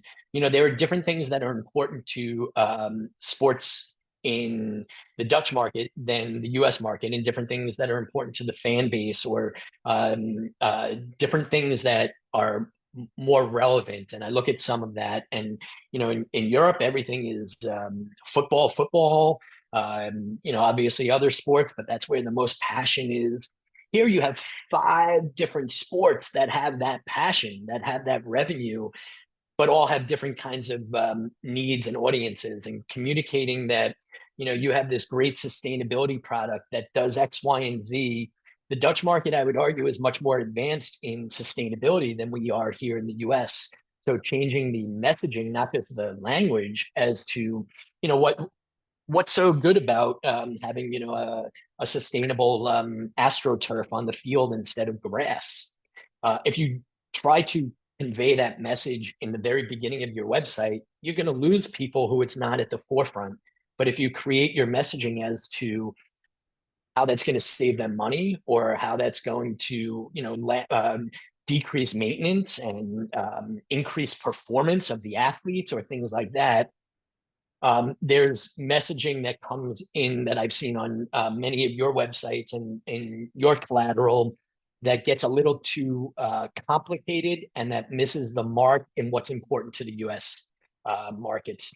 And, I think one of the best ways that you'll be able to understand that is looking at your competition here in the US. So don't try and find another Dutch company that's doing business in the US that's similar to you. Find a company that's similar to you, that's US centric, and look through how they're delivering their message. And find ones that, once you find something like that, look at LinkedIn, look at Twitter, look at Instagram, look at the things that they're sharing and they're posting. And that should give you some insights into brand and product and value differentiation, and what's important to someone in the US. And, when you think about it, coming over to the US and you're sending some collateral or you're sending some messaging, because it's the US market, we get bombarded with people reaching out to have a conversation. And we get bombarded with people saying the same things. So you've got to understand what people are saying, what differentiates yourself, and make that the introduction to your website as you build landing pages and microsites and new branding materials and collateral. And again, I would be more than happy to have one-on-one conversations with you guys and look at what your thoughts are. But the best way is really to analyze and do that research on your competitors and on the teams here, because you might see a sports team that right away starts in Europe that right away starts talking about sustainability. You're never going to see that in a US market. When you go to a sports team, that's going to be buried in because it's not as pertinent and it's not as much of driving the consumer base and the passions. But the problem that you're solving might be much easier to understand in your local market than it is here in the US market. And it's how do you kind of bridge that gap, and not just in the verbiage, but in the messaging and in the communication, even in the graphics. There might be some graphics, and I've seen this too, that seem funny in German, but when you bring that over to the US, you're looking at it, scratching your head, going, "What were they thinking?" And it's understanding those. And sometimes, Jerem, that's where hiring a local consultant to help you with some of those things is also going to be important. And and entering some of those relationships, maybe it's giving them a quarter point in your business to come on as an advisor and help you, I hate to say it, but Americanize your messaging, because really that's going to help you open up those doors with your sales approach, is having that messaging defined. Because I hate to say it too, but I've seen too many times where the messaging, it was clear that the messaging was not US centric. So before a prospect would even want to have a call with you, they already have concerns of, there's a foreign company who doesn't understand US language, verbiage, messaging. How are they going to, go to market with me and help me if they don't understand? And so I'm on to the next company. So certain things like that, but your competition, and maybe getting a session with a consultant, a copywriter, somebody like that can also help you too. And someone like myself, who's an advisor for several startups, and that's what we do. We look at how to take that messaging and say, yeah, this might be relevant in the Dutch market, but US companies or US sports teams aren't doing that. So how can we change that messaging to something that stands out to them? And that ties in, of course, directly to search engine optimization. The words that you're using in your current markets might be searched very differently than what people are searching for here. And green initiatives versus sustainability initiatives, two very similar, but one of those might be searched more in one market than another. So it's kind of understanding those search terms and that verbiage to be able to really get the most out of building your US based website. And that also all ties into building your social media marketing presence. So here, from a professional standpoint, Twitter and LinkedIn. LinkedIn is great for building your corporate presence and sharing information about product launches, sharing information about trade shows you're going to. We have Yep. So everybody sees Shanine's message. I'll share with you my email so you can follow up with him, because we could spend hours and hours on all the different questions, of course, but trying to get through just a high level, and then we can dive deeper.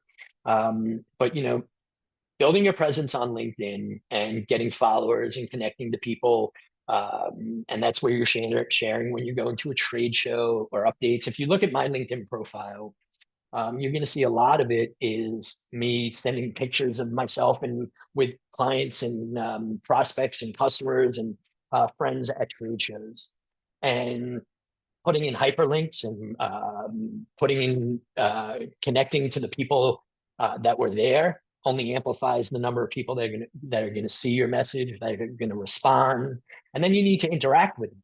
Yeah, hey, this is, someone responds and says, "Oh, I love what you're offering." You want to write back and say, "Thank you so much. We're very proud of it." The more that you interact with the people, even if it's just something as simple as "Thank you so much for your kind words," the algorithms are going to move you up in search, and you're also going to build better relationships. Instagram and Facebook, those are different markets and different things that people are looking at. Obviously, Instagram, it's picture based, and so you want to think about how that's going to be different than messaging as a picture versus messaging in words, right? Twitter, it's mainly verbiage. Instagram, it's mainly pictures. How do you convey the same message on the two different platforms, and how do you engage with people? And one company that I'm an advisor for is called PopDesk. They in short, they aggregate office space and allow people to book an office on demand by the day. And when they were first going to market, they thought that anybody who was renting an office was a good person to reach out to. And I had to work with them to finely tune. Let's go after one segment of the market. For instance, people who go and work at coffee shops. Let's go and just target them first so that you can gain traction. You can gain a following, you can gain a user base, you can gain some expertise, and you can gain champions. You can gain people who are talking about your business. So then you can go on to the next segment and the next target audience. And, in user-generated content and industry news and things like that, that's all free for you to be able to market. When you get into paid advertising, that takes on a whole separate beast. Obviously, I don't know anybody's budgets and what you have to spend, but as you're putting together your sales strategies, your go-to-market plan, what do you have to spend on advertising and marketing? Oftentimes, it's not a lot when you're in a startup world.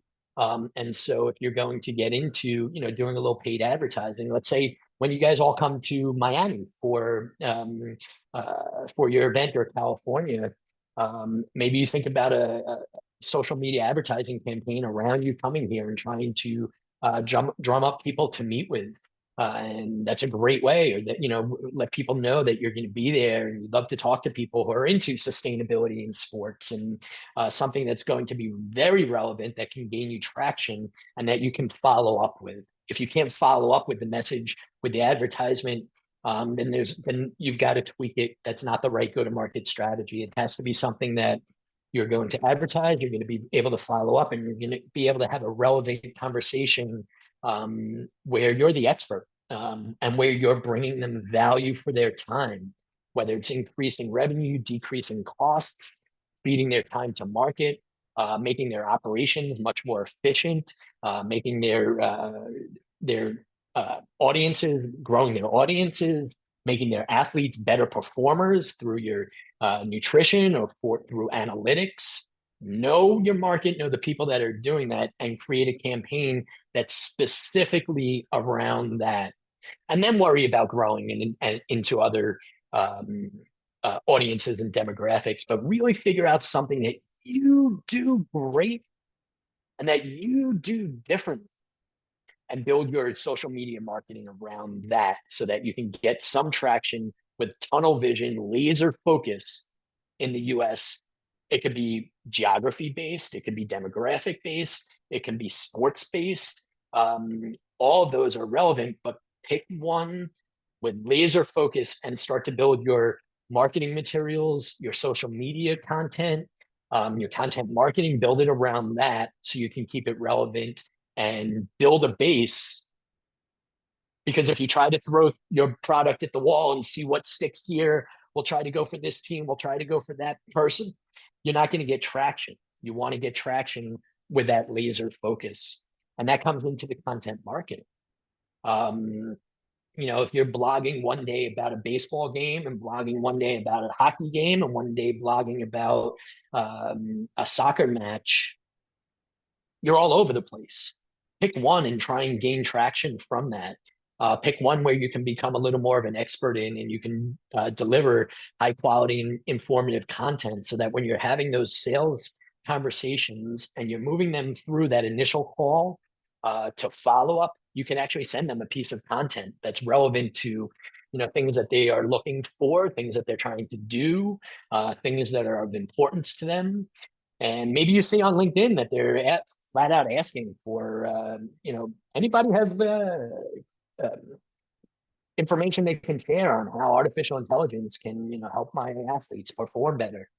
Right there, you have the information to be able to cater your message if that's relevant to you. But you want to keep your blogs and videos and the content that you're creating at first in the US, create it with that laser focus, so that you become an authority, you become an expert, and you can penetrate that one segment and start to penetrate and find out networking events or trade shows that are relevant there, so that you can come and get those in-person meetings, or and build a LinkedIn network that's relevant before you start going all across the board. And even though your product, services, and solutions might be relevant all across the board, you're not from coming into the US market as a foreign startup, you're not going to get traction if you're just all over the place. So pick out somewhere that you want to start and create your online presence, your social media marketing, and your content marketing around that, so you become an industry authority. As you're doing this and coming to the US too, from a sales perspective, you got to get leads, right? And you've got to get content. So as you build your US website, or even on your current websites, you should, this is, logical and sensible, but still need to be said. You need to, start collecting emails. It can be, give us your email and enter for a 30-day trial of our product, or enter to win a gift certificate, or enter to win a free protein bar, whatever it is. You want to implement campaigns that are going to nurture those leads and make people want to give you their information, so that they get information from you. And that ties directly into, again, becoming an authority, becoming an expert.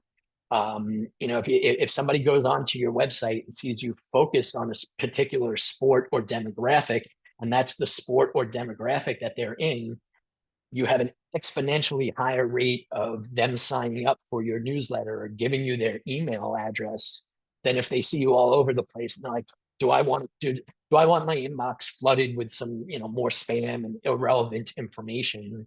And that's where you need to personalize it. And when you're doing that, you also need to think about a call to action. You're not just creating content and digital marketing and email marketing to just share information. There's got to be a call to action, which is going to be another key differentiator for you when you're looking at sales and business development. What's driving them to set up a demo with you? What's driving them to set up a call with you? And you can't just share a piece of content and leave it there. It's got to be something as simple as click here to learn more, or click here to sign up for our newsletter. Click here to talk to our CEO. If you don't have that, 90% of the people aren't going to take initiative to say, let me go back to their website and find the link so that I can reach out and request more information. You want to make it as easy as possible, and you want to keep them right where they are. You don't want them to have to go off to another website or another platform to connect with you. You want them to be able to connect right there in the email link, in that vlog or in that video content. And speaking of video is the best way to communicate and connect with people. Not everyone's going to watch your video, but those who watch your video are going to wind up you're going to have a much higher rate of engagement, but that video has got to be relevant to them. So again, how do you create relevant content if your market is all over the place, as opposed to if you have a hyper local market? You can continue to create content, offer your expertise, show that you're an authority, personalize that content. And that's where you're going to start to get those leads coming in and people wanting to have conversations with you. And that's where you're going to understand who those people are and why are they coming to you, so that you can adjust your messaging. Influencers already have done that. they found a segment that they were able to build a following for. And when you can tie in, so on one hand, emanating what an influencer does, influencer finds an audience, finds something they're passionate about, finds an audience that's relatable to that fashion, to their passion, and then targets their entire marketing and advertising and everything to that audience, and then builds upon it. But if you can find social media and sports influencers who you can align with, that's also going to be a great way to amplify your presence in the US market. And it's also going to open up doors for you at a much higher level, right? You might get in with a VP a VP at a sports team, as opposed to, some assistant marketer or assistant manager. The influencers are going to have connections. Your LinkedIn connections might have connections. And so if you can collaborate with influencers to reach the audience that you want and to gain credibility, that's going to be a very important tool here. And I say that because, again, it's logical. You're probably all thinking about that in your local markets, but more relevant to crossing the pond and coming here and having that direct connection to the US audience and to the US target people. So influencer marketing, paid advertising, we talked about a little bit. Google Ads is a good way. But again, if you're throwing out Google Ads to all these different sports and all these different demographics, you're not going to get the response. You need to keep it laser focused with keywords and demographics and targeted campaigns and videos and content and things that you respond to. Other leaders in the industry, other leaders in your space, comment on their posts. That's going to give you greater exposure. That's going to start to move you up in the algorithms. And that's going to make people want to talk to you as well. If they're evaluating one company and you're interacting with their LinkedIn profiles and coming across as an expert or an authority, people are going to reach out to you as well. And so that lead generation, at the end of the day, all of this is about lead generation.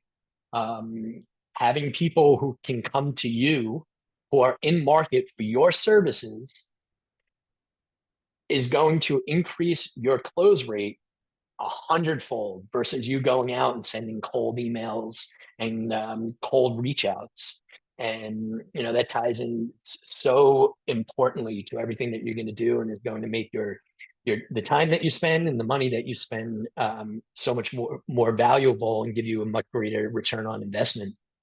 And, again, localizing the marketing content, we talked about that, language and cultural references, but consider hiring local content creators or agencies.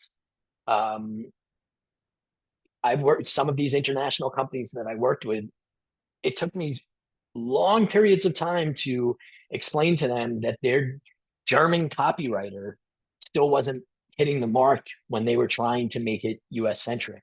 I still had to spend time changing around messaging, changing around words.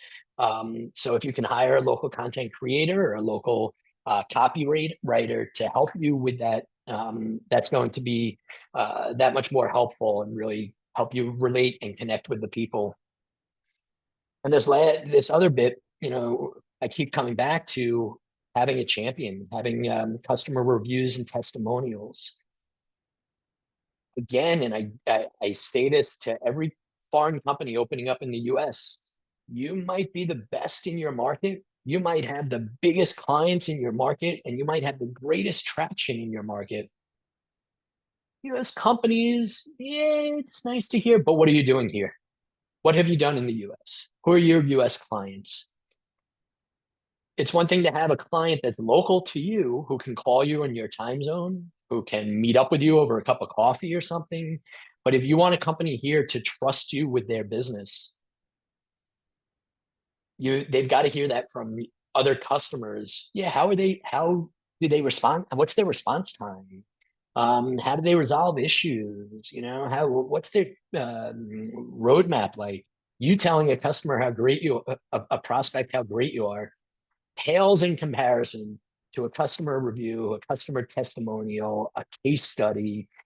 Let your customers do as much of the talking and advertising and marketing for you as a salesperson, as a business development person, because then by the time they come to you, they're already warm. And if they're warm, you can jump right into the sales process. If they're cold, you've got to warm them up. And that takes a lot of time, a lot of energy, a lot of creative thinking, because again, they had dozens of companies reaching out, telling them that they're the best at what they do.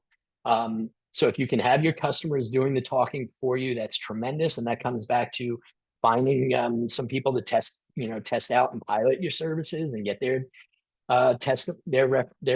feedback. And that feedback might not always be positive, but negative feedback is fantastic too, because it allows you to grow before you open up and start spending more on marketing. And it allows you to tailor your sales message even more so to what's important and what's not important. Because what you're thinking is important in your current market might be very different here. And creating trust and credibility when you're a foreign market without a US local presence, trust and credibility is going to be so important to your success here.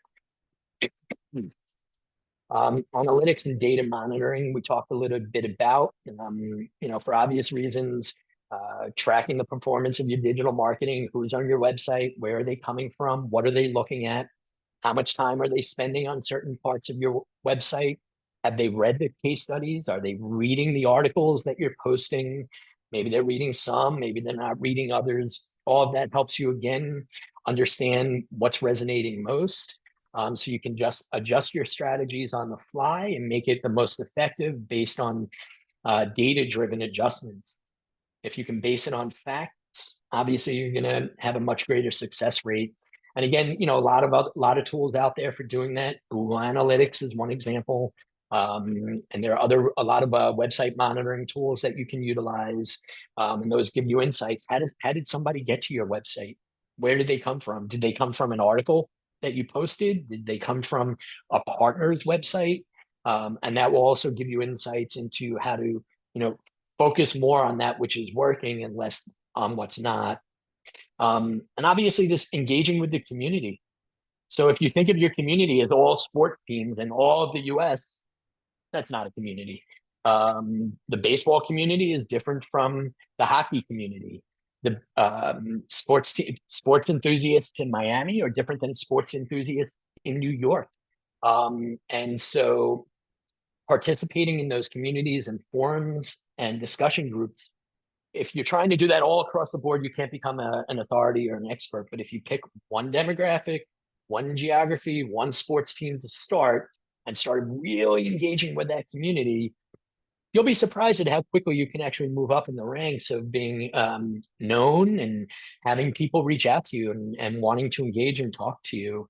Because if you're engaging with your audience and responding to comments and people find that comment relevant, you better believe that they're going to reach out to you and send you a message to connect, and they're going to follow your brand. They're going to start to watch what you're doing, and that's how you're going to grow and expand here in the US. We don't have too much time really to go through, but building a strong brand messaging strategy. This is kind of, again, highlighting some of the things that we spoke about, understanding the US market, clearly defining your brand identity. And again, coming into the US, make it laser focused and make it important, defining what sets your Dutch startup apart and why it matters to the US audience. And that's your unique value proposition for the US market. That might be a totally different value proposition for your local market, and understanding that and defining that will allow you to create your messaging around that. And that comes down to consistency, right? Again, one day you're talking about one sports team, the next day you're talking about a different sports team. You're all over the place. Keep it consistent, and make sure that it aligns with US cultural context. That brand story, that creating a compelling brand story and the narrative you're going to tell. If you're laser focused, that allows your sales strategy to be much more focused and produce much greater results than if you're all over the place. This is huge. Focus on benefits and not features. All too many times I hear companies talking about the features of their platform. Why can't a competitor go and build that feature? unless it's something that is proprietary that you have IP on. If it's, you built a chatbot, so did everybody else. But what is the benefit? What's different about it? How does that help your customers? How does it help them once they become a customer? And, being able to focus on that in your sales pitch and in that 30-second pitch and then that 3-minute pitch, you got to focus on the benefits, not the features.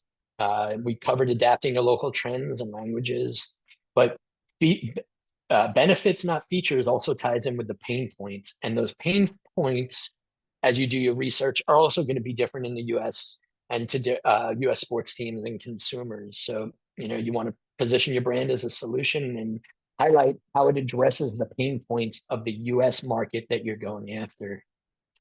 Utilizing visual elements, whether it's videos or whether it's things like logos, color schemes, design elements. This is where maybe hiring a local content creator can help you. And, incorporating customer testimonials. I've said that a few times throughout my presentation because I can't emphasize how important that is. And once you get a customer, I often work into my contracts with a customer when they're obviously, everybody's always looking for better rates or this or that, or maybe no setup fee. And I'll build into my contracts. I need to be able to use you as a reference, build a case study around you, and have a client and have you do a testimonial for me. And the value of that is much more than some $500 setup fee that you charge. So highlighting notable partnerships or endorsements from US entities is also going to amplify and expedite your sales and business development initiatives.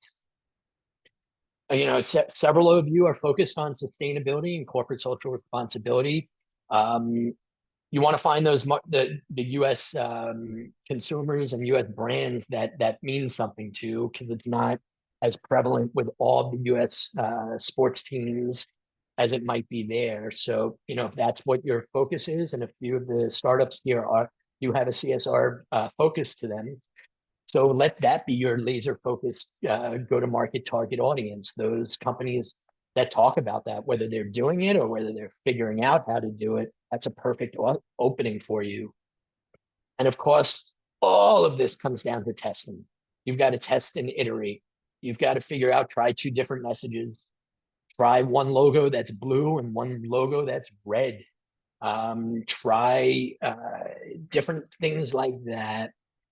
You have to be open-minded to getting negative feedback as much as positive feedback and figuring out what resonates. When I worked for that brand marketing company, Vizu, we were able to determine what creatives, what advertisements were resonating best. And sometimes it was as simple as the color of the logo or the font size of the lettering. You'll be very surprised at the things that resonate with one over the other. So be prepared to come with a couple of different messages, get them out there and see what attracts the audiences the most, as that's going to, then start putting all of your efforts into that, understand why that resonates the most. So then you can tie that into your sales pitch. And, we talk about sales and business development. I separate the two, as sales is being a little more transactional. You want to buy something, you can buy it within a few days. It's a product or a service that's a quick transaction, whereas business development is often building relationships and relationship driven. I've closed deals that have taken me 3 years to close. And when you think about a sales cycle like that versus something that's a few days, here's a great product, we're in the market for that product, let's buy it. Versus, much more long-term strategic sales that become more of a business development process. Understanding those two also come into play in how you fill your brand, your sales funnel. Coming back to that low-hanging fruit versus more of those strategic long-term targets, and being able to test and iterate your messaging, having different microsites, different landing pages, and seeing which of those resonate the best. All of that is going to come in and make your life so much easier when you're going to market and trying to sell. Is it your pricing that's not getting clients? Is it your offering? Is it your messaging? And so being able to fine tune and do that A/B testing is really going to be a key driver and differentiator for you, understanding your audience, understanding your market, and understanding where you should put your time and energy. Put it towards what's working. And you might think that something's going to work, and you might be very surprised when you start going to market your services here, that it's a totally different audience that's responding than the audience that responds there in the Dutch market. And being able to adjust to that audience and that market that is responding the most is really going to be tremendously beneficial.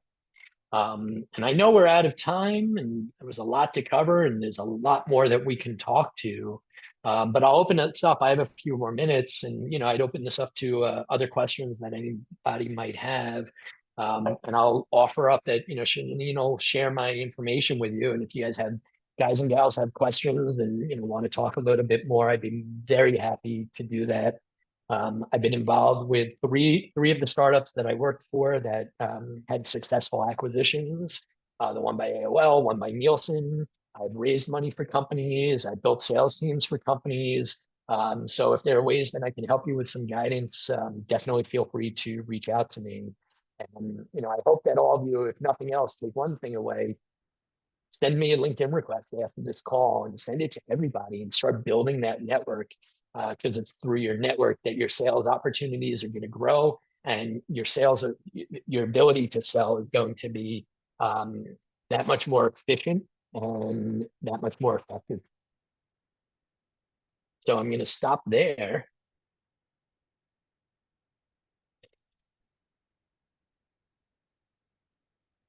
It was my pleasure. Does anybody have any questions right now, or you want to digest and reach out? There was a lot to cover, a lot to digest, and obviously as you read through this, you'll have some follow-ups, I'm sure. Thank you, Brian. I have a few questions, but I'll make sure to reach out to you later. Sure thing. You're very welcome. Thank you, guys, and look forward to connecting with all of you. Thank you too. And I guess nobody else has any questions, Shanine? Just want to say thank you, Brian. Thank you for such valuable knowledge and insightful guidance to our program participants. I'm pretty sure they all now have like a clearer understanding of the opportunities and the challenges that lie ahead. And Brian is a great resource. As he mentioned, follow him on LinkedIn, connect with him through email, and see if you can start building those relationships and getting more insight into how you can move forward into, leveraging your business and of course, expanding into the US market. But I found it very insightful, and I hope you guys did too. And I'll leave one last thing. Don't just follow me. Find a sport and find a sports team here in the US market that you follow, that you're attracted to, and that you could start to, watch a game. When you come to the US, go to a game. Be able to speak to that when you're having a conversation. You're targeting sports, the sports market. In the US, you've got to have a direct relationship to the sports market in the US. You've got to speak the verbiage again, teams versus clubs, teams versus organizations. But come here, go to a game, follow a team, follow a sport, learn a little bit about it. Doesn't mean that you have to become an expert. You have to know all the rules, but be able to at least say in a conversation, yeah, I'm a New York Mets fan. That's my team in baseball. I'm a big New York Mets fan. But if you can at least say that and, talk about, if you haven't been to a game yet, but you're going to a game, it's something to have a conversation with somebody about. And it's that conversation that will connect you that much more so. So find a sport in the US market and find a team that you can follow and try and get to a game at some point.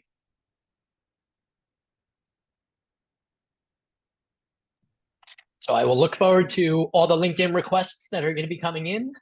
And all the questions you can send, and if there are a lot of similar questions, maybe we'll try and do a follow-up as a group, but I'll try and respond and reach out to everybody. But again, if there's some common themes that come out of the questions, I'll talk to Shanine and see if we can do another session with everybody. And yes, I will. Shanine will share the deck with everybody. She'll send that out with my information. Awesome, everybody. I wish we had time for me to hear each of your pitches, and maybe at some point we can do that too. But anything I can do to help all of you, you just let me know. Don't be shy, reach out. If I'm not, I'll tell you I really can't help with that. But you know, I'm very passionate about startups, very passionate about companies coming into the US market, and I'm more than happy to help you. So I thank everybody for their time, and look forward to speaking with each of you more. Oh, real quick, guys, just a reminder that next Wednesday is when we'll be having our next session with University of North Texas with Bob, because the Thursday is actually a US holiday. So please, please, please remember Wednesday as opposed to Thursday. Okay, and it's the same time. It's just that a day earlier. Okay, is that all? Thank you, everybody. Have a good one. Thank you. Bye-bye. Bye, everyone.